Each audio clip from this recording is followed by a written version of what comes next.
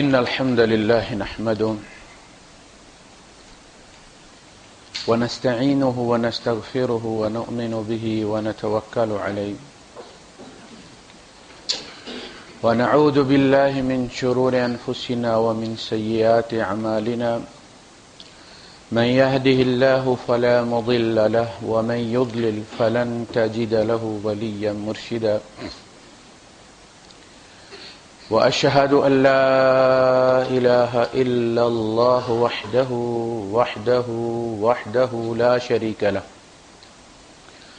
ولا ضد ولا ند ولا مثيل له ولا مثال له وأشهد أن سيدنا ومولانا ومعلمنا ومرشدنا ومخرجنا من الظلمات إلى النور محمدا عبده ورسوله أرسله الله بالحق بشيرا ونذيرا وداعيا إلى الله بإذنه وسراجا منيرا فقد بلغ الرسالة وأدى الأمانة ونصح الأمة وكشف الغمة فترك أمته على المحجة البيضاء ليلها كنهارها لا يزيغ عنها إلا هالك اللهم صل وسلم وبارك عليه وعلى آله وأصحابه وأزواجه وذرياته وأهل بيته أجمعين أما بعد فأعوذ بالله السميع العليم من الشيطان الرجيم بسم الله الرحمن الرحيم فوسوس إليه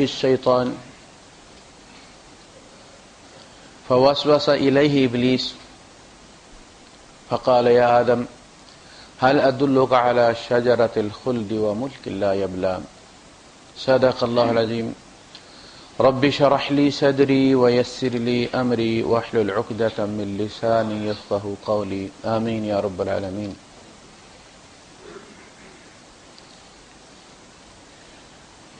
اللہ پاک کا بڑا احسان ہے اس امت پر، اور اسی لیے اس کو امت مرحومہ کہا جاتا ہے۔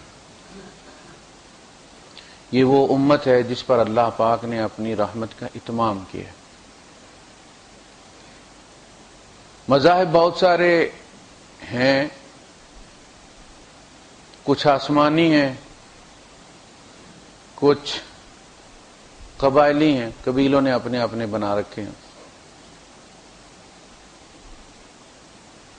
لیکن اسلام کا جو طرہ امتیاز ہے وہ اس کے رسول کی سنت ہے۔ جن قوموں کے پاس صرف کتاب ہوتی ہے، کوئی اسوہ نہیں ہوتا، کوئی نمونہ نہیں ہوتا، کوئی پیمانہ نہیں ہوتا، وہ مذاہب دیر پا نہیں ہوتے، وہ صرف کتابوں میں ملتے ہیں۔ آپ کو اگر کوئی لکھ دے کہ فلاں چیز جو ہے وہ اتنے کلو لے آئیں آپ، اور آپ کے پاس باٹ کوئی نہیں، تو آپ تکا لگائیں گے جس کا رواج آج کل ہے، تو پھر پورا تو نہیں تلے گا نا۔ اللہ پاک نے احکامات بھی دی اور پیمانہ بھی دیا۔ محمد الرسول اللہ صلی اللہ علیہ وسلم انسان کامل جس میں کوئی عیب نہیں، اور کہا کہ آنکھیں بند کر کے ان کے پیچھے چلو، کوئی شک شبہ نہیں ہونا چاہیے تمہیں کہ یہ غلط بھی کرتے۔ فرمایا ما آتاکم الرسول فخذوہ، جو بھی تمہیں رسول دیں آنکھیں بند کر کے لے لو۔ نبی کے ساتھ مباحثہ نہیں ہوتا، نبی سے دلیل نہیں مانگی جاتی، نبی اپنی ذات میں خود دلیل ہوتا۔ نبی کہتا ہے یہ اللہ کا کلام ہے، لکھ لو فلاں صورت میں، ہم جھگڑ نہیں سکتے۔ وہ بھی عربی ہے، نبی کا اپنا کلام بھی عربی ہے، لیکن نبی کا قول ہے کہ یہ اللہ کا کلام ہے، ہمارے پاس کوئی دلیل نہیں ہے۔ اسی لیے قرآن پر ہمیں جھگڑنے کے لیے نہیں کہا گیا، کوئی یہ کہے کہ ثابت کرو کہ یہ قرآن اللہ کا کلام ہے، ہماری بس بات ختم ہو گئی۔ جب آپ قرآن حکیم پر شک کا اظہار کر دیتے ہیں تو تو پھر ہمیں کہا گیا کہ فلا تقعدوا معهم، ایسے لوگوں کے ساتھ مجلس چھوڑ دو. پھر یہ نہیں کہا کہ نہیں دلیل دو، دلیل گھوم پھر کے محمد مصطفیٰ صلی اللہ علیہ وسلم. اس لیے جب آپ کوئی صفحہ پر کھڑے ہوئے تو آپ کی کتابوں کی لائبریری ساتھ لے کر نہیں گئے تھے کہ میں اپنی نبوت اور رسالت کی دلیل دوں گا. آپ اپنی ذات اور اپنا کردار لے کر کھڑے ہوئے، آپ نے قرآن بھی پیش نہیں کی. جو آپ نے پہلا سوال رکھا وہ یہ تھا جس پہ آئندہ کی 23 سالہ اسلامی تحریک کا دار و مدار تھا. کیف وجدتمونی، مکے والوں 40 سال ہو گئے تمہارے ساتھ مجھے رہتے ہوئے، کوئی وزٹ ویزا نہیں، مہینے 2 مہینے کا ٹرانزٹ نہیں، ہفتے 2 ہفتے کا، 40 سال. فقد لبثت فیکم عمرا من قبلہ افلا تعقلون. وہ جوانی کی شورش جس میں ون پونے خیال آتے ہیں بندے کو، آئیڈیاز فلائٹ کرتے جیسے جنگی جہاز حملہ آور ہوتا ہے، ایسے آئیڈیاز. وہ جوان بچے نا باپ کو مشورے دیتے رہتے ابا یہ کاروبار کر لیتے، جب پھر گھوم کے پھر آتے پھر کہتے ابا یہ کر لیتے، میرے خیال میں ابا یہ کر لیتے، مجھے یہ خیال آیا. تو باپ نے بڑی مشکل سے پیسہ کمایا ہوا ہوتا ہے، وہ آئیڈیاز پہ نہیں جوا کھیلتا. اس طرح یہ جوانی کی عمر ہوتی ہے. میں نے وہ تمہارے اندر گزار دی، کوئی آئیڈیا نہیں دیا، کوئی رسالت کا اعلان نہیں کیا، کوئی کہا نہیں ہم موومنٹ چلائیں گے، جی بڑا ظلم ہو رہا ہے مکے کے اندر، جی بڑا شرک ہو رہا ہے. جی نبی کریم صلی اللہ علیہ وسلم قلیل الکلام ہستی تھی، اب بہت کم بات کیا کرتے تھے کسی سے، اپنی ذات کے ساتھ تعلق رکھتے تھے، لیے دیے رہتے تھے بس. کیف وجدتمونی، دیکھیں ہم شاید اپنے نبی کو اتنا غور سے نہیں پڑھتے جتنا مستشرق پڑھتے، جو تنقیدی، اصل میں تنقید بھی جو ہے یہ بھی بڑی مثبت چیز ہوتی ہے. تعرف الاشیاء بازدادها، چیزوں کی پہچان ان کے اپوزٹ سے ہوتی ہے، بلیک اینڈ وائٹ، سیاہ و سفید. تو اگر گرمی نہ ہو تو سردی کس کو کہتے ہیں، سردی نہ ہو تو گرمی کس کو کہتے ہیں. ہم نہیں اتنا غور سے پڑھتے اپنے نبی کو، ہمارے نبی ہیں، جب نبی مان لیا تو پڑھنے کی ضرورت کیا. یہ ہوتا ہے نا، ہم اپنی بیوی کو غور سے نہیں دیکھتے، ہم سمجھتے سارا محلہ اسی طرح دیکھتا ہے جس طرح میں دیکھتا ہوں. ہمیں دیکھنے کی غور سے ضرورت کیا، ہماری بیوی ہے. غور سے شادی سے پہلے دیکھتے ہیں جب تلاش ہوتی ہے. ہم غور سے تب دیکھیں اگر ہمیں تلاش ہو، ہمیں تو تلاش نہیں، ہم تو ایمان لے آئے ہیں. نبی کی زندگی ہمارے لیے اس طرح ہے جس طرح آکسیجن ہماری اس فزیکل لائف کے لیے، ہماری روحانی زندگی کے لیے نبی کی سیرت اس طرح ہے، ہمیں پڑھتے رہنا چاہیے. وہ لائف لائن ہے ہمارے اخلاقیات کے لیے اور ہماری روحانی زندگی کے لیے. ہم پڑھتے نہیں. مستشرق لکھتا ہے کہ محمد صلی اللہ علیہ وسلم کی زندگی میں بڑے امتحان آئے. میں نے ان کی سیرت کا مطالعہ کیا ہے، دیکھا ہے. کوئی کہتا ہے جی طائف والا دن بہت مشکل تھا، وہ کہتا ہے جی بس وہ بدر والا دن جو تھا وہ تو بس 313 اور 1000، اور وہ بڑا ڈیسائسو دن تھا.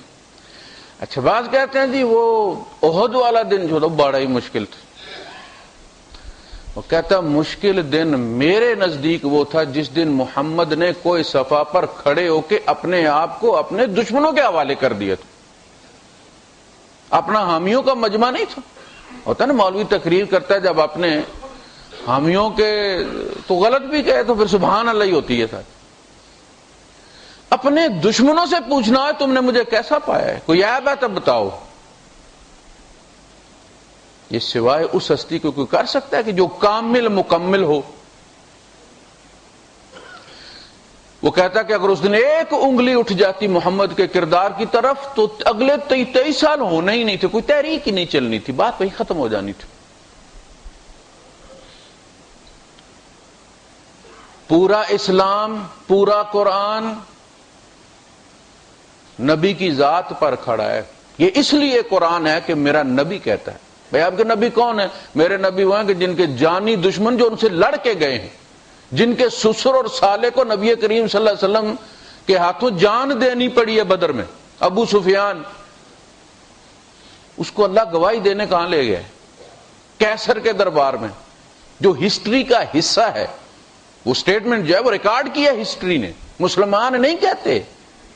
ان کی ہسٹری کہتی ہے کہ سیزر کے دربار میں محمد کے جانی دشمن ابو سفیان نے کہا کہ وہ جھوٹ نہیں بولتے، اس میں کوئی عیب نہیں ہے، وہ وعدہ خلافی نہیں کرتے، وہ بہترین نسب سے تعلق رکھتے، ذاتی طور پر بھی بہترین ہے. ہم کوئی انگلی نہیں اٹھا سکتے ان کے کردار پر. جن کے جانی دشمن بھی ان پر جھوٹ کا الزام نہیں لگاتے،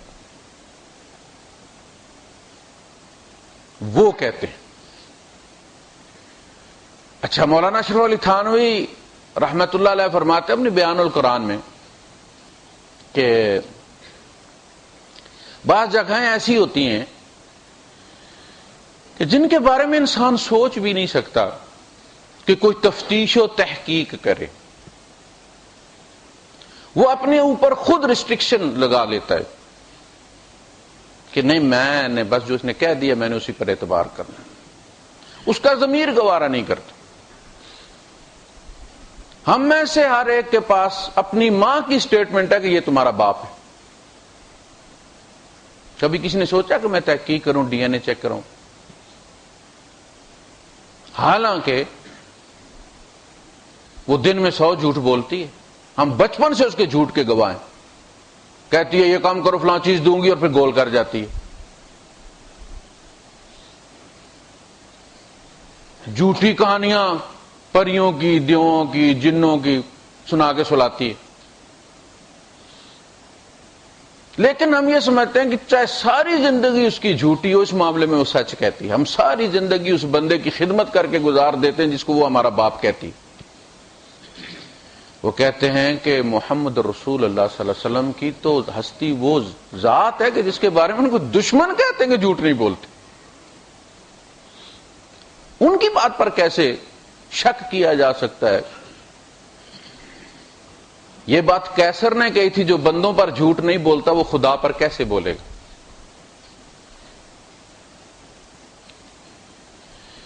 تو جن مذاہب کے پاس کوئی پیمانہ نہیں ہوتا وہ جلدی ختم ہو جاتے، تھیوریز میں پائے جاتے ہیں. انسائکلوپیڈیا بٹانیکا میں نہ مل جائیں گے، وہ معاشرے میں نہیں ملیں گے. پیمانہ کوئی نہیں. عیسیٰ علیہ السلام اچانک نمودار ہوئے، جوان تھے، اور ان کی زندگی کے گنتی کے دن معلوم ہے. جسٹ ہسٹری آف ڈیز ہے ان کی. آئے فلاں بستی میں گئے، فلاں بستی میں گئے، فلاں بستی میں گئے، شکایتیں ہوئیں، گرفتار ہوئے، اور کہانی اپنے اینڈ کو پہنچی. پیچھے انہوں نے کہاں زندگی گزاری، جوانی کی عمر تک کہاں پہنچے، کوئی ریکارڈ نہیں.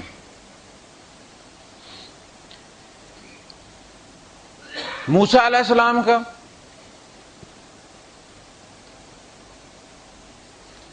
کوئی ریکارڈ نہیں. کہانیاں ہیں، عملی طور پر کچھ بھی نہیں. نبی کریم صلی اللہ علیہ وسلم کی رات اور دن، لیلھا کا نہار، راتیں بھی اس طرح روشن ہیں جس طرح دن. چھوٹے سے چھوٹا واقعہ محفوظ. اور آپ نے ساری زندگی انسانی سطح پر رہ کر گزاری، کبھی کوشش نہیں کی کہ کوئی غیر فطری طریقہ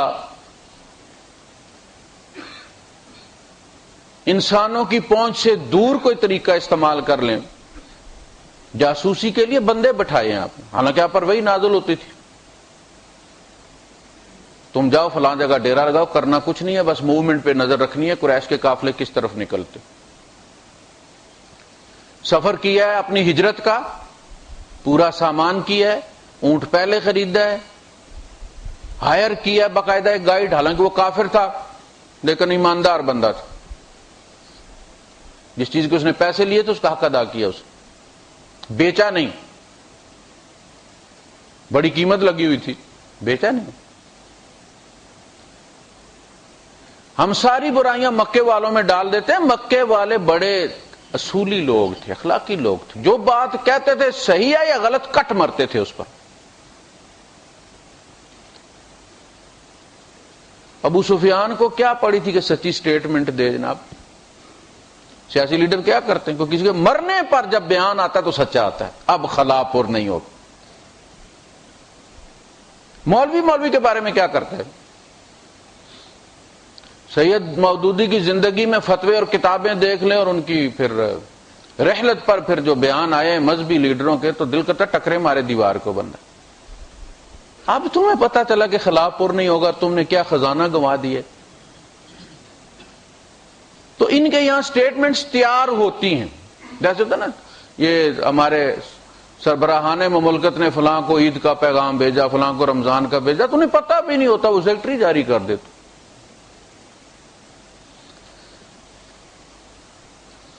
مولوی کی زندگی میں مولوی کے بارے میں سچ نہیں بولتا۔ بدترین دشمن جو ہے وہ ہم عصر ہوتے ہیں، اور یہ آج کے نہیں، پیچھے چلے جائیں۔ امام ابو حنیفہ رحمۃ اللہ علیہ کے زمانے کے مولوی دیکھ لیں، امام احمد کو کس نے کوڑے مروائے؟ مولویوں نے۔ عیسیٰ علیہ السلام کے ارتداد کے فتوے کس نے دیے ہیں؟ مولویوں نے۔ رومن کام نہیں کرنا چاہے، مولویوں نے دباؤ ڈال کے کیا۔ ہم عصر جو ہوتے ہیں وہ تسلیم نہیں کرتے کسی کی سپریمیسی کہ بھئی یہ مجھ سے بہتر۔ ابو سفیان کو داد دینی چاہیے کہ وہ کہتے ہیں کہ مجھے پتا تھا کہ ہر سوال کے جواب کے بعد محمد کا کیس مضبوط ہو رہا ہے، لیکن میں جھوٹ نہیں بول سکتا تھا۔ کیوں؟ کہ عرب کہیں گے کہ ابو سفیان جھوٹ بولتا ہے۔ آج کل جھوٹ بولنا سیاست ہو گئی، دو چہرے ہوتے، ایک عوام کے لیے، تو جھوٹ کتنا بڑا عیب تھا اور سچ کتنا بڑا کمال تھا کہ اسلام کی بنیاد اس پر رکھی گئی۔ تو نبی کریم صلی اللہ علیہ وسلم کی زندگی محفوظ اس لیے کی گئی ہے کہ ہم نے اس پر چلنا ہے۔ لقد کان لکم فی رسول اللہ اسوۃ حسنہ، بہترین نمونہ تمہارے اپنے نبی کی زندگی ہے۔ صرف اس میں نہیں کہ کپڑے کیسے پہنتے تھے، گیسو مبارک کیسے تھے، ریش مبارک کیسی تھی، عصا کس قسم کا ہوتا تھا، اس میں نہیں۔ تجارت کیسے کرتے تھے، پڑوسیوں کے ساتھ آپ کا کیا تعلق تھا، بیواؤں اور یتیموں کے ساتھ آپ کا سلوک کیسا تھا، آپ کیسے لوگوں کو اپنی ذات پر ترجیح دیتے تھے، آپ بچے کو بھی پہلے سلام کرنے کی کوشش کرتے تھے، اپنا سودا لینے نکلتے تھے تو شہدائے احد کے گھروں سے بھی تھیلے پکڑ لیتے تھے کہ ان کے بھی سامان لانے والے شہید ہو گئے، گھر میں کوئی نہیں ہے۔ ایسا نبی، مال حاضر رسول یاکل الطعام ویمشی فی الاسواق۔ کافر اعتراض ہوا، پیر تو وہ ہوتا ہے جو سال بعد دیدار دے، جو پانچوں نمازیں آپ کے ساتھ مسجد میں پڑھے تو اس کا تو ہوا غائب ہو جاتا نا۔ یہ جو ہماری بیوروکریسی ہے، باقاعدہ ان کو درس دیا جاتا ہے کہ اپنے ڈرائیور کے برابر نہیں بیٹھنا، پبلک میں زیادہ آپ کا آنا جانا نہیں ہونا چاہیے، انٹریکشن آپ کا پبلک کے ساتھ نہیں ہونا چاہیے۔ دروازے کے سامنے 5-7 سیکرٹری بٹھا دو جو کہیں جی صاحب بیزی ہیں، جی بڑی ضروری میٹنگ ہو رہی ہے، صاحب اندر ٹام اینڈ جیری دیکھ رہے ہیں۔ جتنی ایکسیس اپنے تک محدود کرو گے، مشکل بناؤ گے، تم زیادہ پاپولر ہوتے چلے جاؤ گے۔ مال حاضر رسول، یہ کیسے رسول ہیں؟ یاکل الطعام، کھانا بھی کھاتے ہیں۔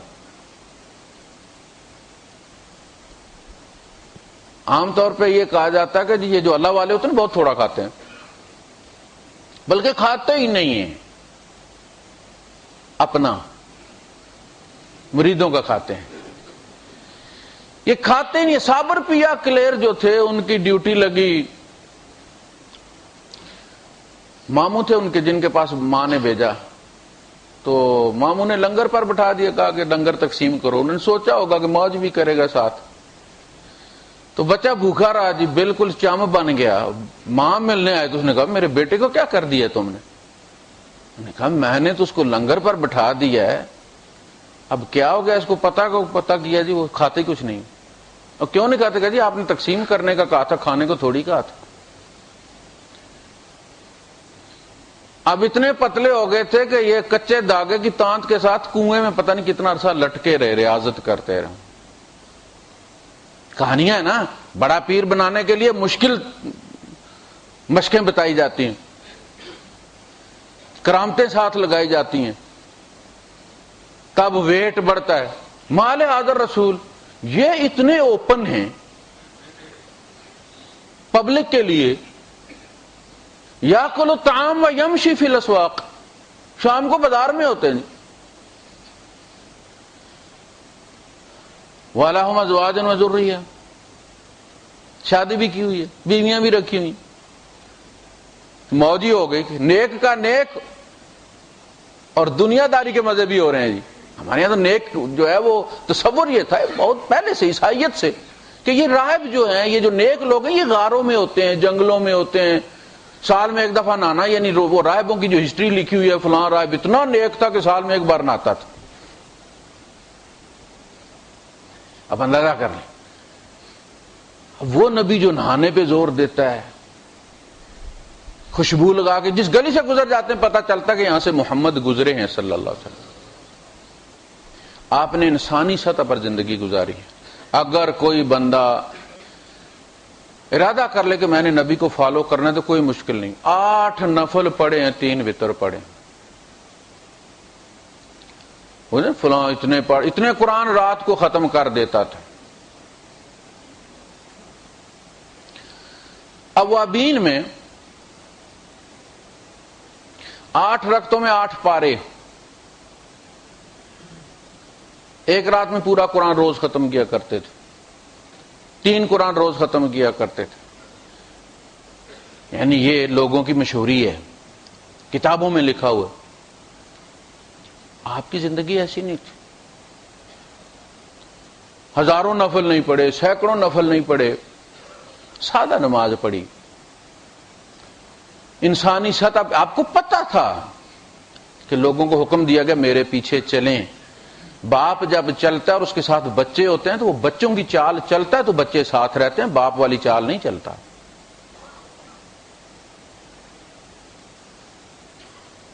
اسے پتا کہ میں اگر چلوں تو سگنل کراس کر دوں گا، ابھی 15 سیکنڈ ہیں، لیکن اسے پتا بچے نہیں کر سکے، وہ کھڑا ہو جاتا۔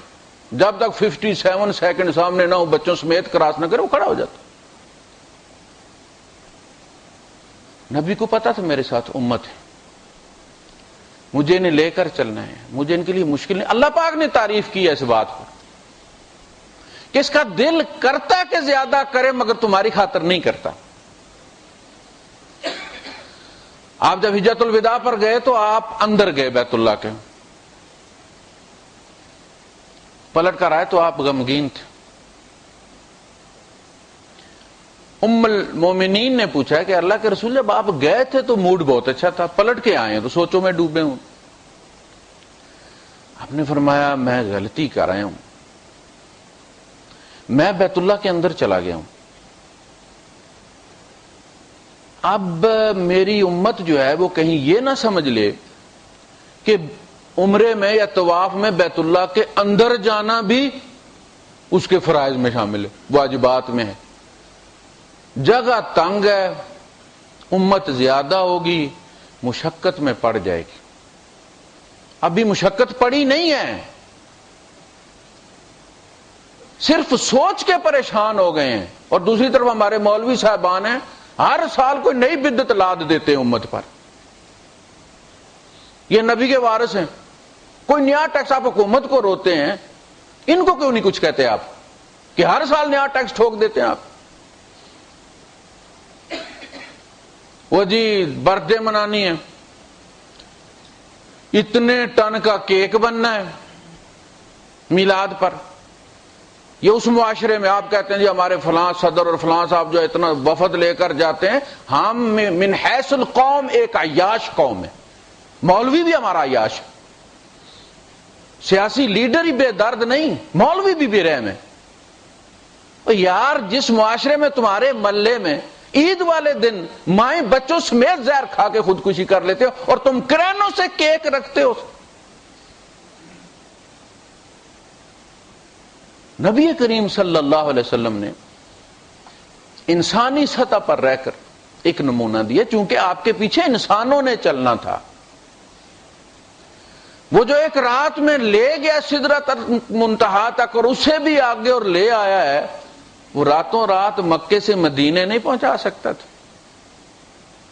کیوں انسانی سطح پر رہ کر ہجرت کی ہے؟ اس لیے کہ انسانوں کو ہجرت کرنی ہے, میری امت کو بار بار اس کی ضرورت پڑے گی. آمرکم بخمس امرنی بہن اللہ, میں تمہیں 5 چیزوں کا حکم دیتا ہوں, مجھے ان کا حکم اللہ نے دیا. بالجماعت, جماعت کے ساتھ رہنا, افتراق پیدا نہیں کرنا, جڑ کے رہنا ہے. تمہارا افتراق امت کی کمزوری ہوگی. عربوں میں اپنا لیڈر جو ہے وہ فزیکلی خوبصورت ہونا ایک رسم تھی کہ کردار میں اگر کوئی عیب ہو تو کوئی بات نہیں, وہ چھپا ہوا ہوتا ہے. بندہ تکیوں سونا لگنا چاہیے, سر بڑا ہو. اچھا یہ امامت کی اصل میں جو ہے نا امامت کی شرائط, وہ امامت کبریٰ کی شرائط ہیں, حاکم کی شرائط جو ہم مولوی پر ٹھوکتے ہیں. مولوی اصل میں جیسے ہوتا ہے نا ڈی سی ہے پھر اے سی ہے, اس طرح مولوی امام ہے, اس کے اتباع میں اس کی نمائندگی کی وجہ سے کہلاتا ہے امام. اصل امام وہ ہے جو ہیڈ آف دی اسٹیٹ ہے, اس کے کہنے پر نماز استسقاء ہو سکتی ہے, ہم فیصلہ نہیں کر سکتے. آپ اندازہ کر لیں کہ اولی الامر کے حکم کے بغیر ہم نماز استسقاء نہیں پڑھ سکتے. وہ خود بھی نکلتا ہے, ہمیں بھی حکم دیتا ہے. تو اولی الامر کے حکم کے بغیر جہاد کیسے ہو سکتا ہے؟ مجھے صرف اتنا بتا دیا جائے, 2 رکعت نماز استسقاء آپ نہیں پڑھ سکتے. آپ کی فقہ کی کتابوں میں لکھا ہو. جس جہاں جانے جانی ہے, بچے یتیم ہونے ہیں, عورتیں بیوائیں ہونی ہیں, وہاں آپ کو کہاں حکم دیا گیا کہ جس کے ہاتھ میں وائپر چڑھتا ہے وائپر اٹھا لو, ڈنڈا چڑھتا ہے ڈنڈا اٹھا لو, کلاڑی چڑھ نکل پڑو مارنے کے لیے بندے. جہاد پورا ایک میکنزم ہے, افراد کر ہی نہیں سکتے. اس کے قیدیوں کے لیے ایک سسٹم ہے, ان کا کیا کرنا ہے, اس کی فنڈنگ ایک مسئلہ ہے, کیسے چلانا ہے. افراد کیا کرتے ہیں, پھر گینگ بناتے ہیں, بینک لوٹتے ہیں, رابری کرتے ہیں فی سبیل اللہ. پیسے تو چاہیے نا بارود خریدنے کے لیے, کہاں سے آتا ہے بارود؟ جبرائیل دے کے جاتے, من و سلوہ کی طرح نازل ہوتا ہے. یہ گینگ جو شہروں میں جو وارداتیں زیادہ ہو گئی ہیں, جہاد زیادہ ہونے کی وجہ سے ہو گئی. وہ سمجھتے ہیں کہ یہ لوٹنا جائز ہے, اس لیے کہ ہم فی سبیل اللہ کر رہے ہیں, اور وسائل فراہم کرنا اللہ کی راہ میں ضروری ہے. لہذا جو ڈکیتی میں مارا جاتا ہے وہ بھی شہید فی سبیل اللہ ہے.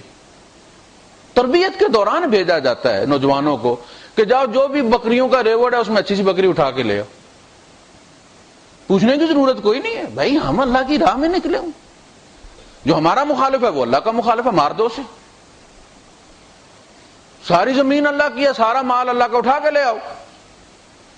یہ سوچ پنپتی ہے. پھر وار لارڈز تیار ہوتے ہیں, جہاد پورا میکنزم ہے. ذرا سا سلپ ہوئے تو وہی ہوتا ہے جو ہمارے یہاں ہو رہا ہے. تو نبی کریم صلی اللہ علیہ وسلم آپ دیکھیں 13 سال 23 سال کی ٹوٹل آپ کی جو ہے وہ ہسٹری ہے نبوت کی, اس میں 13 سال اپنے مکے میں گزارے, 360 بت رکھے ہو. حضور نماز بھی پڑھتے تو اندر بھی بیت اللہ کے بت ہیں, چھت پر بھی بت, اس کے ارد گرد بھی جگہ جگہ بت ہیں, صفا مروہ پر بھی بت ہیں. 1 2 4 دن کی بات نہیں, 13 سال ان کی طرف منہ کر کے نماز پڑھتے رہے, چھیڑا نہیں, ایک بت کو دھکا تک نہیں دیا حضور نے. پہلے دلوں کے بت توڑے, ایک سٹیٹ بنی ہے, ہاتھ باندھ دیے گئے, کفو ایدیکم, ہاتھ روک لو. 13 سال ہاتھ روکے رہے. عبداللہ ابن مسعود رضی اللہ تعالیٰ عنہ نے مکے میں ایک دفعہ آپ کو تھپڑ مارا گیا تو آپ نے پلٹ کے اس بندے کا گریبان پکڑا, ٹھوک دیا اسے, تو اس پہ آپ نے خوشی کا اظہار نہیں کیا. مولوی جو ہے اس کی حمایت میں اگر ان کا بندہ جو ہے وہ کسی کی ٹھکائی کرے تو بہت خوش ہوتے, اس کو قریب کر لیتے ہیں, پھر اس کا گریڈ بڑھ جاتا ہے, 22واں گریڈ دے دیتے ہیں اس کو. آپ دیکھیں گے کسی بھی مولوی کی, ہمارے ہاں ایک بڑی ہوتی ہے کہ 2 چیزیں ان کے ساتھ ہوتی ہیں. میں ہمیشہ کہتا ہوں, میں نے کل اپنی فیس بک اکاؤنٹ میں بھی سٹیٹس اپڈیٹ کیا تھا کہ ہر فرعون جو ہوتا ہے اس کے ساتھ ایک حامان ہوتا ہے, ایک قارون ہوتا ہے. قرآن یہ کہتا ہے وَلَقَدْ أَرْسَلْنَا مُوسَىٰ بِآيَاتِنَا وَسُلْطَانٍ مُبِينٍ إِلَىٰ فِرْعَوْنَ وَهَامَانَ وَقَارُونَ فَقَالُوا سَاحِرٌ كَذَّابٌ. حامان کا کام اس کو آئیڈیا پکڑانا ہوتا ہے, یہ اس کا سیاسی مشیر ہوتا ہے. قارون کا کام اس کو سرمایہ فراہم کرنا ہوتا ہے, اس آئیڈیا کو کھڑا کرنے کے لیے, جان ڈالنے کے لیے وہ پیسہ ڈالتا ہے, سرمایہ کاری کرتا ہے. ہر سیاسی لیڈر کا اپنا قارون ہے, اپنا حامان ہے, جن کو فرعونوں کی تلاش ہے, اور فرعونوں کو حامانوں اور قارونوں کی تلاش. یہ جو ادھر ادھر گھوڑے جاتے ہیں نا سیاسی جماعتوں میں, وہ اسی تلاش میں جاتے ہیں کہ یار یہ فرعون اچھا نہیں ہے, وہ دوسرے فرعون کی تلاش. ادھر فرعون کہتا ہے کہ یار یہ قارون اچھا نہیں ہے, پیسے روک لیتا ہے, صحیح انویسٹمنٹ نہیں کرتا ہے. گھروں میں بھی ہوتے ہیں, قبیلوں میں بھی ہوتے ہیں, گھر کے اندر بھی کوئی نہ کوئی مشورہ دینے والا ہوگا. تو یہ سلسلہ ان کے ساتھ بھی ہوتا ہے کہ محلے کا جو سب سے زیادہ ہاتھ چھوٹے منہ پھٹ بندہ ہوتا ہے نا, وہ ان کا دوست ہوتا ہے, اور پیسے والا بھی ان کا دوست ہوتا ہے. یہ کیک جو کرینوں سے رکھے جاتے ہیں 3-3 منزلہ بنتے ہیں, یہ کہاں سے آتے ہیں؟ کوئی انویسٹ کرتا ہے نا. آئیڈیا ان کا کون دیتا ہے؟ کوئی حامان ہوگا نا. اگر مولوی جی ایسے دفعہ انج نہ کر لئیے, مولوی یہ نہیں دیکھتا کہ میرے نبی کا طریقہ کیا ہے. تو بہترین نمونہ نبی کریم صلی اللہ علیہ وسلم کی زندگی اسی لیے ہے کہ یہ انسانی سطح پر ہے. آپ نماز پڑھنا چاہیں, نفل پڑھنا چاہیں, اتنی تعداد میں پڑھ سکتے ہیں. آپ ذکر کرنا چاہیں آپ اتنی تعداد میں کر سکتے ہیں. ہمارے ہاں کل کافی بحث بھی ہوئی. صلاۃ و تسبیح میں نے پڑھی ہے, پڑھاتا بھی رہا ہوں, لیکن آپ کو لگتا نہیں کہ اس پوری نماز کے اندر آپ اللہ کی طرف متوجہ نہیں ہوتے, گنتی کی طرف متوجہ ہوتے ہیں.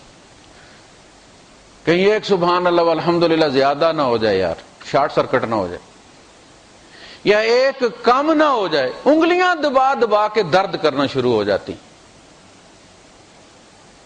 اسلام بات کرتا ہے اللہ کے ساتھ تعلق کی. اگر اس کے ساتھ تمہاری لائن نہیں جڑی تو 300 نہیں 3 لاکھ بار بھی تم کر لو, کیا فائدہ ہے؟ اصل چیز تو وہ ہے نا. ہم اصل میں سمجھتے ہیں کہ جس چیز میں زیادہ مشقت ہوگی اس میں اللہ بھی خوش ہوگا. یہ تصور اسلامی تصور نہیں ہے. مذہب کو بگاڑنے کا یہ سب سے بڑا ذریعہ ہے کہ یہ بھی کوئی نیکی ہے کہ بس آسانی سے کر لی. کوئی ایسا مشکل کام کرو کہ اللہ خوش ہو جائے. یہ تپسیا, یہ مجاہدے, یہ الٹا لٹکنا, یہ کانٹوں پہ بیٹھنا, ناریل کے درخت پہ چڑھ کے چلا کرنا, یہ سوچ کا نتیجہ ہے. شریعت یہ کہتی ہے کہ انسانوں میں رہو, انسانوں کی طرح رہو, انسانوں کی طرح ڈیل کرو, سچ بولو, وعدے کو پورا کرو, کسی کے درد کو محسوس کرو. کسی کا بچہ بیمار ہے تو سمجھو اپنا بچہ بیمار ہے, اسی طرح بے قرار ہو جاؤ. دوائی کے پیسے دو, پتہ کرو, اس سے مشورہ نہیں. اور یار انہوں ڈاکٹر عمر کو لے جانا سی, اس غریب کے پاس زہر کھانے کو پیسے نہیں ہیں, مشورہ آپ دے رہے ہیں اس ڈاکٹر کا جو پہلے کہتا 50,000 جمع کرواؤ. مشورے دینے والے بہت ہیں, کوئی یہ پوچھنے والا نہیں کہ بھائی صاحب پیسے ہیں یار بچے کے علاج کے لیے. اس کے درد کو محسوس کرو گے. میں گارنٹی سے کہتا ہوں اللہ پاک, آپ درد ہے نا, درد بھی مقدر میں ہوتا ہے. لقمے بھی گنے ہوئے ہوتے ہیں، سانسیں بھی گنی ہوئی ہوتی ہیں، قدم بھی آپ کے گنے ہوئے ہوتے ہیں۔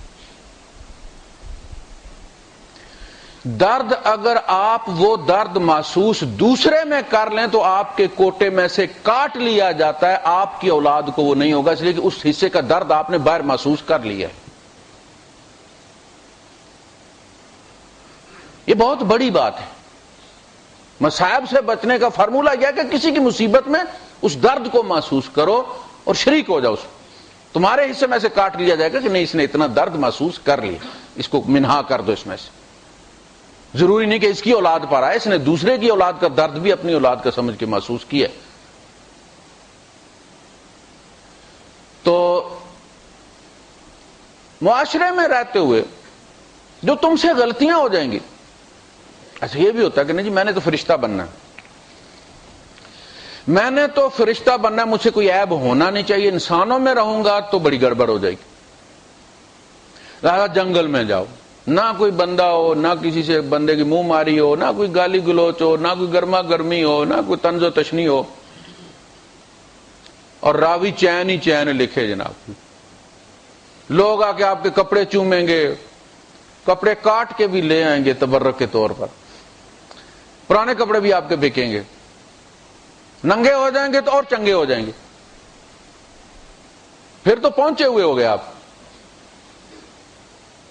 یہ تصور ہے جو جنگلوں میں لے جاتا ہے نیک لوگوں کو، اور معاشرہ یہ بلیڈنگ ہوتی ہے اصل میں، جیسے فائنینشیل بلیڈنگ ہوتی ہے نا، سیاستدان پیسہ باہر لے جاتے، انٹلیکچوئل بلیڈنگ ہوتی ہے، آپ کے ڈاکٹر انجینئر سوچنے والے سمجھنے والے لوگ آپ کے ملک سے بھاگ جاتے ہیں، پیچھے وہی رہ جاتے ہیں جس کو کہتے ہیں کہ عقل نہ ہو تو موجیں ہی موجیں۔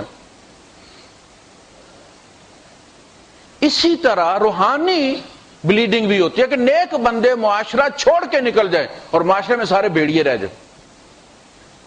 اسلام کہتا نہیں ان میں رہو، جگہ خالی مت کرو، تمہارا ہونا بہت ضروری ہے۔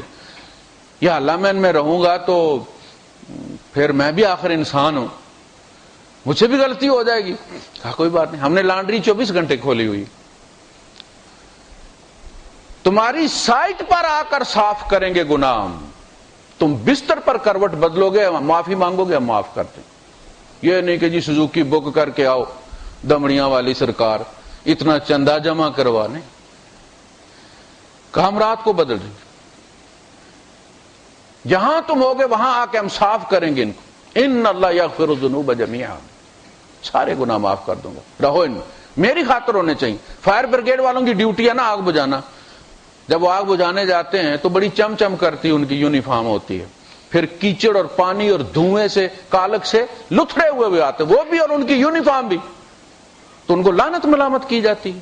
ان کا جاب ایسا ہے، وہ پہنچتے ہیں تو ایکسٹرا یونیفارم تیار ہوتی ہے۔ تم معاشرے میں رہو، اللہ کا کام کرو، والحافظون لحدود اللہ، اللہ کی حدوں کے رینجرز بنو، ان کی حفاظت کرو، اس میں اگر کوئی ڈیمیج ہو گیا کوئی بات نہیں،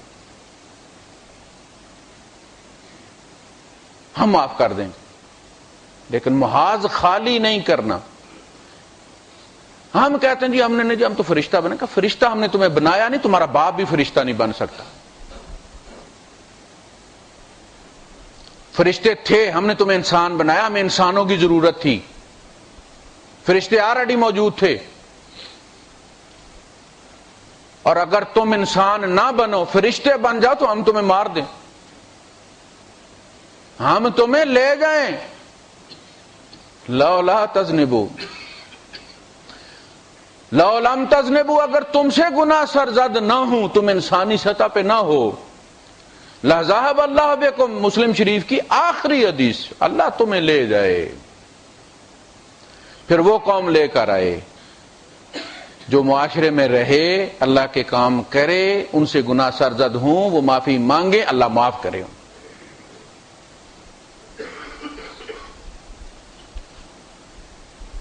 تو انسانی سطح پہ رہ کے ہم نے کام کرنا ہے، کمی بیشی ہو جائے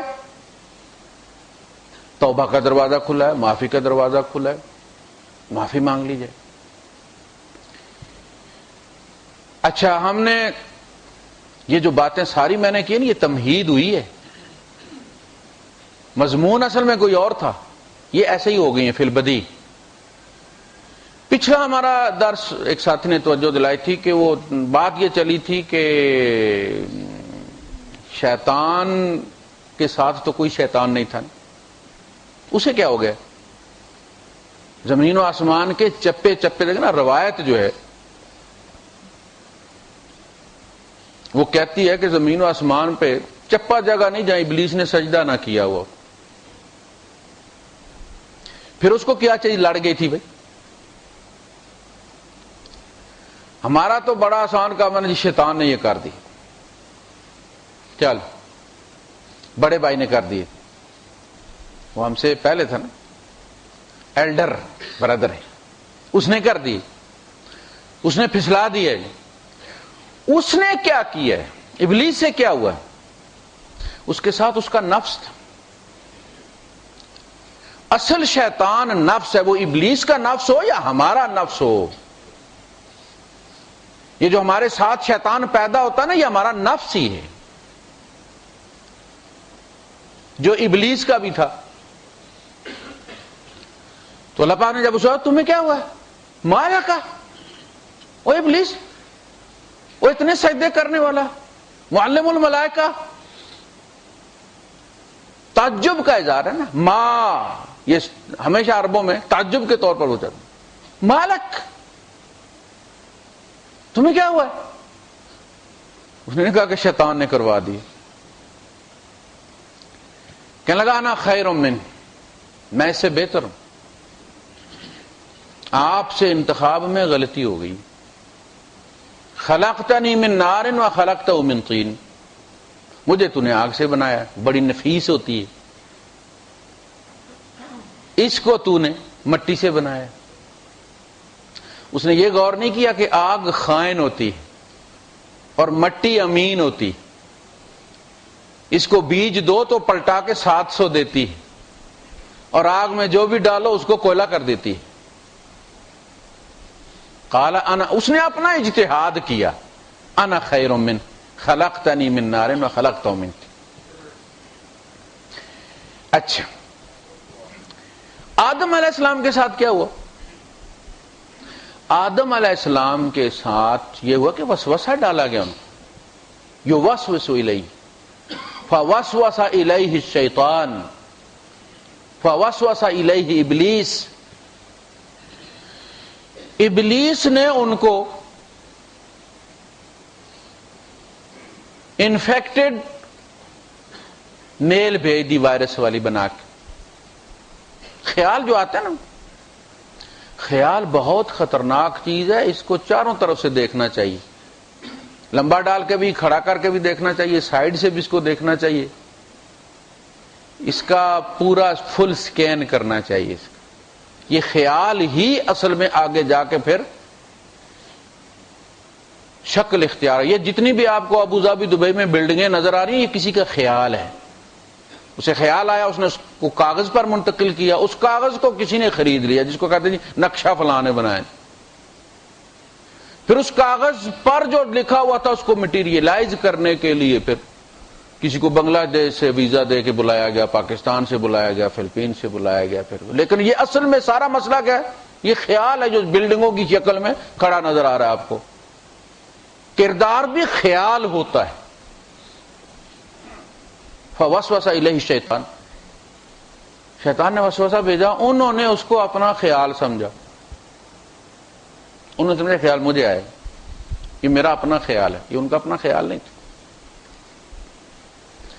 جادوگروں نے کیا کیا؟ جادوگروں نے لوگوں کو خیال بھیجا کہ رسیاں دوڑ رہی ہیں. وہ دوڑ نہیں رہی تھی، ہل نہیں رہی تھی، وہ مردہ تھی اسی طرح جس طرح ہوتی ہیں. لیکن یہ جو امیجنری طاقت ہوتی ہے انسانی دماغ کی، جو وہ سوچتا ہے، یہ بہت خوفناک ہوتی ہے. وہ اس کو یقین میں تبدیل کرتا ہے اور پھر اس یقین کو پھر وہ جتنے لوگوں پہ چاہتا ہے وارد کر دیتا ہے. وہ بھی وہ دیکھنا شروع کر دیتے ہیں جو وہ چاہتا ہے کہ دیکھے. یخیل الیہ، خیال بن کر آیا ان کو، یعنی موسیٰ علیہ السلام کی طرف انہوں نے خیال بھیجا. یہ ایک لمحے کی بات تھی. خیال اس لیے آیا اور اللہ نے آنے بھی دیا کہ موسیٰ علیہ السلام کو پتہ چلے کہ صورتحال میدان کی کیا ہے. جو جرنیل ہے جو اس وقت میدان جنگ میں ہے، جو جنگ لڑ رہا ہے، اس کو صورتحال میدان جنگ کی پتہ ہونی چاہیے کہ پبلک کے ساتھ کیا ہو رہا ہے. ایسا نہیں کہ رات کو اسٹیٹمنٹ آئی ہے کہ ہماری لاشوں کے اوپر سے گزر کر کوئی ڈھاکہ میں داخل ہوگا، دوسرے دن پتہ چلا ہتھیار ڈال دیا، اپنی عوام کو دھوکہ دیا. موسیٰ علیہ السلام کو پتہ چلے کہ عوام کو یہ رسیاں اور یہ عصا جو ہیں، ڈنڈے ان کے، وہ سانپ نظر آ رہے ہیں، ہل رہے ہیں. تو مقابلہ تو جادو اور معجزے کا تھا. فاوجس فی نفسہ خیفۃ موسیٰ، موسیٰ علیہ السلام اپنے دل میں ڈر گئے کہ اب یہ فیصلہ کیسے کریں گے. عوام ہے نا، عوام کا الانعام، وہ یہ نہیں ڈرے کہ یہ کھا جائیں گے مجھے. انہیں خدشہ، اوجسا فی نفس، اوجسا کہتے ہیں سرگوشی آنا، کسی کو خیال آنا کہ یہ عوام کیسے فیصلہ کریں گے کہ میرا ڈنڈا جو ہے یہ معجزہ ہے اور یہ ڈنڈے جو ہل رہے ہیں یہ جادو سے بنے ہوئے ہیں. عوام تو دونوں کو جادو ہی سمجھیں گے نا، مجھے ذرا بڑا جادوگر سمجھ لیں گے وہ، لیکن نبی نہیں سمجھیں گے. اتمام حجت کیسے ہوگا؟ اللہ نے کہا تو فکر نہ کر، یہ میرا کام ہے. الق ما فی یمینک تلقف ما صنعوا، یہ جو انہوں نے جادو بنایا، جو خیال بنایا ہے، وہ یہ کھا جائے گا ڈنڈا، ڈنڈے نہیں کھائے گا. لوگ کہتے ہیں رسیوں کو نگل گیا موسیٰ علیہ السلام کا عصا، رسیوں کو نہیں، قرآن بار بار کہتا ہے کہ وہ کھا گیا ما صنعوا انما صنعوا کید ساحر، جو ساحروں نے بنایا تھا اس نے وہ اس کو ڈی میگنیٹائز کر دیا. اس لوگوں کے سامنے اس نے ایک چکر لگایا موسیٰ علیہ السلام کے، جن کے آگے سے وہ گزرتا جا رہا تھا ان کی آنکھیں کھلتی جا رہی تھی، نظر بندی ختم ہو رہی تھی، اور انہیں عصائی نظر آنا شروع ہو گئے، رسیاں نظر آنا شروع ہو گئے، اور موسیٰ علیہ السلام کا ڈنڈا انہیں سانپ ہی نظر آ رہا تھا. نظر بندی ختم ہونے کے بعد انہیں پتہ چل گیا کہ اس کی جنس تبدیل ہوئی ہے اور یہ جادو کیا گیا تھا. یہ معجزہ ہے. واقعتاً یہ ڈنڈا ایک یونیورس سے دوسری یونیورس میں چلا گیا ہے، اینیمل کنگڈم میں چلا گیا ہے، یہ حیوان بن گیا ہے جمادات سے، اور یہ رسیاں کی رسیاں انہوں نے ہمیں خام خواہ دھوکہ دیے. تو اس کا سب سے زیادہ اثر، ویسے جادوگر بھی بڑے دیانتداری سے موسیٰ علیہ السلام کو جادوگر ہی سمجھ رہے تھے. تو سب سے پہلے آنکھیں کس کی کھلی؟ جادوگروں کی. فَأُلْقِيَ السَّحَرَةُ سَاجِدِينَ قَالُوا آمَنَّا بِرَبِّ الْعَالَمِينَ. کمال ہے ہمارے رب کا کہ ڈنڈے کو سانپ بنا دیا اس نے. ہم تو خیال بناتے ہیں نا، اس نے سانپ بنا دیا. اور ایمان ایسا اندر گیا ہے کہ ایک جمعہ بھی نہیں پڑا کسی کے پیچھے انہوں نے، ایک درس نہیں سنا، چلا نہیں لگایا، سے روزہ نہیں لگایا، لیکن کلمہ اپنی جگہ پہ جا کے بیٹھا ہے. تو فرعون نے کہا فَلَسَوْفَ تَعْلَمُونَ، تمہیں اب لگ پتہ جائے گا.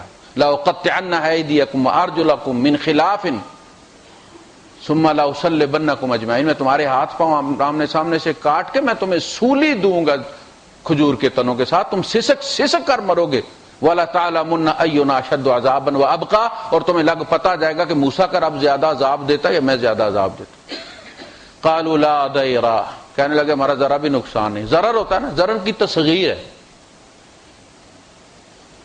کہنا ہمارا ذرا بھی نقصان نہیں. اللہ کی چیز اللہ کی راہ میں لگ جائے، یعنی ہمارا امتحان یہ ہے کہ جو کچھ دیا گیا وہ کس کا ہے؟ اللہ کا، ہمارے سمیت. کہا تمہارا امتحان یہ کہ یہ سب کچھ اللہ کی راہ میں لگنا چاہیے، شیطان کی راہ میں نہیں لگنا چاہیے. ساری زندگی اس کا نام اسلام ہے. تمہاری عقل اسلام کی فیور میں استعمال ہونی چاہیے، اینٹی اسلام استعمال نہیں ہونی چاہیے. تمہاری دولت اینٹی اسلام خرچ نہیں ہونی چاہیے. تمہاری صلاحیتیں، بولنے کی صلاحیتیں اسلام کے خلاف استعمال نہیں ہونی چاہیے.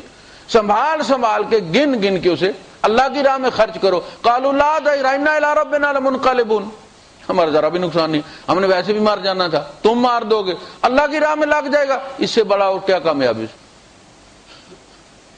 اور انا نطمع ان یغفر لنا ربنا خطایانا ان كنا اول المؤمنین، ہم نے پہلے مومن ہونے کا فیصلہ اس لیے کیا ہے کہ ہمیں پتہ ہے تو ہمیں زیادہ سزا دے گا، ہمیں زیادہ اذیت ہوگی. ہم نے جو گناہ کیا ہے اللہ کے مقابلے میں جادو کر کے، ہم سمجھتے ہیں کہ ہمارا رب ہمیں معاف کر دے گا. اس کو دیکھ پہلی قربانی میں خیال ہوتے ہیں. تو خیال آیا، ایسے نہیں کہ شیطان آیا اور اس نے آ کے دوا پکڑائی ہے. ہوتا ہے نا کہ جی آپ کو پتہ نا یہاں پہ منع ہے خشخاش،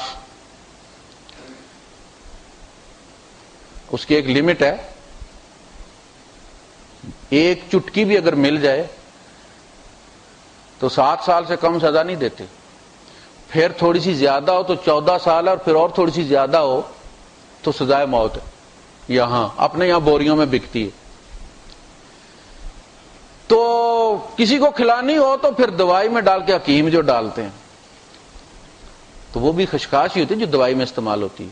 تو اس نے ایسا نہیں کیا کہ وہ جڑی بوٹی جو ہے وہ دوائی میں ڈال کے لے اور آدم علیہ السلام کو کھلا کے پھر تالیاں مارے کہ لو بھائی میں نے وہ کھلا دیا. خیال اس نے بھیجا اور وہ ہو گیا کام. آدم علیہ السلام نے قرآن حکیم کے اندر کہیں بھی شیطان کو بلیم نہیں کیا. دیکھیں سچائی دیکھیں، اللہ پاک کہتا کہ وہ خیال آدم کو ابلیس نے بھیجا تھا. آدم علیہ السلام اسے اپنا آئیڈیا سمجھ رہے تھے، اپنا اجتہاد سمجھ رہے تھے. آدم علیہ السلام نے جہاں بھی لیا بلیم اپنے سر لیا ہے. ربنا ظلمنا انفسنا وان لم تغفر لنا، یہ ادا جو ہے کہ وہ اپنے سر اس کو لے رہے ہیں. اللہ نے معاف کر دی. اچھا اب شیطان جو ہے وہ کس کو بلیم کرتا ہے؟ شیطان کہتا ہے فبما اغویتنی رب بما اغویتنی، کہتا ہے تو نے مجھے اغوا کیے. دیکھا آپ نے وہ کیا کہہ رہا ہے؟ جہنم میں جب جائیں گے تو اللہ پاک نے فرمایا ان ذالک لحق تخاصم اہل النار، یہ سچی بات ہے کہ آگ والے آپس میں لڑیں گے. پہلے ان کے ڈائلاگ ہے کہ جب بھی قوم ڈالی جائے گی اندر تو وہ دیکھیں گے کہ وہ جو پہلے ان کا ڈان تھا وہ بھی ادھر ہی ہے، تو وہ کہیں گے کہ ربنا ہؤلاء الذین اغوینا، اے اللہ انہوں نے ہمیں اغوا کیا تھا. فآتہم ضعفین من العذاب، تو انہیں تو دوہرا عذاب دے، ہمارے حصے کا بھی دے دے ان کو. قال لکل ضعف، سب کو دوہرا ملے گا، فکر مت کرو. تم بھی کسی کو بٹکا کے آئے ہو، تمہیں بھی ملے گا. تو وہ لعنت کریں گے. حتی اذا ادارکوا فیہا لعنت اختہا، ہر گروہ جب آئے گا تو اپنے سے پہلے گروہ پر لعنت کرے گا، بغیر تو تم بھی یہی بیٹھے ہوئے ہو. اچھا پہلے والے انہیں کہیں گے کہ تمہیں ہمارے اوپر کوئی فضیلت نہیں ہے. وقالت اولاہم لاخراہم فما کان لکم علینا من فضل، تمہیں ہمارے اوپر کوئی فضیلت حاصل نہیں ہے، سارے یہیں رہیں گے، بیٹھو بیٹھو کوئی مسئلہ نہیں، اب ادھر ہی رہنا ہے. ہم جھگڑے ہوں گے نا آپس میں ان کے. تو وہ یہ کہیں گے اغوی ربنا ہؤلاء الذین اغوینا اغویناہم کما غوینا، اے اللہ ہم نے ان کو بھٹکایا ہے، اور ہم نے ان کو اس لیے بھٹکایا گیا کہ ہمیں بھٹکایا گیا تھا، ہمیں بھی تو کسی نے بھٹکایا تھا نا. تو یہ عذر قبول کر لے. اس نے کیا کہا؟ اس نے کہا بما اغویتنی، تو نے مجھے اغوا کیا. اچھا اغوا کیا ہوتا ہے؟ اغوا ہوتا ہے کہ کسی کو اس کی منزل سے پھسلا دینا، منزل سے ہٹا دینا اس کو. مس لیڈ، دبئی والی روڈ ادھر ہے، اس کو کہنا کہ نہیں ادھر ہے، الین والی پکڑا دینا. مکے میں کسی کو بھی آپ رستہ پوچھے نا تو وہ کہتے روح علی طول، سچی بات نہیں بتائیں گے یہاں جاؤ، یہاں سے دائیں لے لینا یا بائیں لینا. ان کا ایک ٹپیکل جملہ ہے، یوں ہی آپ نے کہنا نا کہ وہ مدینے کون سی، وہ سیدھا آپ کو کہہ رہے روح علی طول، یعنی آگے سے پوچھ لینا کسی سے، ابھی فی الحال تم جاؤ. تو رستہ غلط بتا دینا، کسی اور سائڈ پر چڑھا دینا کہ اچھا بلا میں تیرے سجدے کر رہا تھا، تو نہیں روڈ بدی کر کے کہا آدم کو کرو. پھر مجھے یہ بھی نہیں بتایا کہ یہ میرے اوپر فرض ہے، میں تو اسے نفل سمجھ رہا تھا، فرشتوں پر فرض سمجھ رہا تھا. جمعہ جو ہے یہ مسافر پر فرض نہیں ہے، پڑھ لے تو اللہ اجر دے دیتا ہے، ادا ہو جاتا ہے اس کا، زور پڑھنے کی ضرورت نہیں. لیکن مسافر اور عورت پر جمعہ فرض نہیں ہے. ابلیس نے سمجھا کہ حکم کس کو، قرآن پورا کیا کہتا ہے؟ وَإِذْ قُلْنَا لِلْمَلَائِكَةِ وَإِذْ قَالَ رَبُّكَ لِلْمَلَائِكَةِ، فرشتوں کو کہا، فرشتوں کو کہا، فرشتوں کو کہا. اس نے کہا فرشتوں پر تو ہو گیا سجدہ فرض، میرے لیے نفلی. بحث مباحثے میں پڑ گیا. تو کہتا ہے کہ تو نے مجھے کلیئر کٹ کچھ کلیئر کیا نہیں، میں نفل پڑھتا رہا، سمجھتا رہا اور اس کو چھوڑ دیا، تو نے یہ نہیں بتایا کہ یہ تیرے اوپر بھی فرض ہے۔ پھر تو نے جان بوجھ کے مجھے تو اس بندے کو لے کر آیا جسے تجھے پتا تھا کہ میں نفرت کرتا ہوں۔ جب آدم علیہ السلام کو بنایا جا رہا تھا تو کانا یطیف علیہ شیطان، شیطان جو ہے وہ چکر لگایا کرتا ہے، یہ بن کیا رہا ہے بھائی؟ اللہ پاک کتنی توجہ کر رہا ہے، اتنی تجلیات ہو رہی ہیں اس پہ، یہ بن کیا رہا ہے؟ اور کہتا تھا خلقت لامر عظیم، تو وہ کسی وڈے کام واسطے بنن لگ گئے ہیں بھائی۔ جو پروٹوکول تمہیں مل رہا ہے نا، کوئی وڈا ہی کھڑاک ہونا لائے۔ اللہ کی قسم اگر اللہ نے مجھے تیرے تابع کر دیا تو میں تیری نافرمانی کروں گا، اور تجھے میرے تابع کیا تو میں تمہیں گمراہ کروں گا۔ اس نے پہلے ہی سوچا ہوتا اس کا کرنا کیا ہے۔ تو انہوں نے کہا بما اغویتنی، جس کے سبب تو نے مجھے، بندہ جب کسی کو کہتے ہیں نا فلاں جگہ جا کے تو فلاں چوک سے ادھر ہو جانا، یا فلاں فارمیسی، اچھا فارمیسی یا کیئر فور سے، اچھا ایک کیئر فور اس روڈ پر ہے، ایک کیئر فور اگلے روڈ پر ہے، تو بندے نے اس کیئر فور کو سمجھا کہ وہ اگلی بار کیئر فور ہے، وہاں سے اس نے ٹرن لے لیا۔ اب وہ پوچھ یار میں پھر گیا ہوں ایک کیئر فور سے، آگے بتاؤ کیا کرنا ہو بھائی، کون سی والی کیئر فور سے تم پھر گئے ہو؟ مصطفیٰ میں بھی کیئر فور ہے، شاکر راہ پر بھی کیئر فور ہے، ایئرپورٹ کے پاس بھی کیئر فور ہے، مینا مال پہ بھی کیئر فور ہے، اور کون سی کیئر فور ہے؟ یہ ہوتا ہے اصل میں مسلیڈ، کہ ایک ہی جیسی چیز کے پاس سے آپ یہ سمجھ رہے ہیں کہ آپ نے یہاں سے ٹرن لے۔ فَبِمَا أَغْوَيْتَنِي، اچھے بھلے میں سجدے کر رہا تھا، آپ نے مجھے کسی اور کو سجدہ کرنے کا کہہ دیا۔ تو سبب کون بنا؟ آدم علیہ السلام۔ نہ آدم ہوتے تو نہ شیطان بنتا۔ وآخر دعوانا الحمدللہ رب العالمین۔